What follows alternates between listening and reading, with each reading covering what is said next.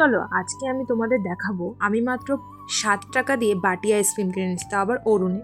প্রথমে দেখো এই বাইটগুলো ছিল রাসবেরি, দুটো একটা ছিল, আর দুটো ছিল হচ্ছে স্ট্রবেরি। এই দুটো বাইটস নিয়েছিলাম, মানে মোট 3টে বাইটস নিয়েছিলাম 10 টাকা দিয়ে। আর এটা কটন ক্যান্ডির বাইটস, এগুলো মাত্র 5 টাকা করে নিয়েছিল, আমি দুটো নিয়ে এসেছিলাম।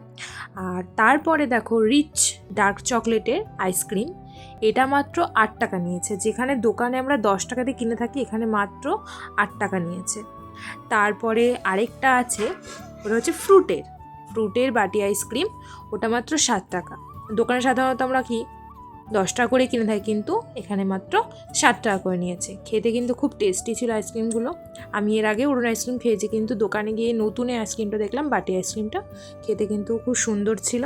আমার তো বেশ ভালোই লেগেছে আইসক্রিমটা খেতে, তাই সবগুলো আমি কিনে নিয়ে এসেছি। দুটো চামচও ফ্রি দিয়েছিল। তো চলো বাই।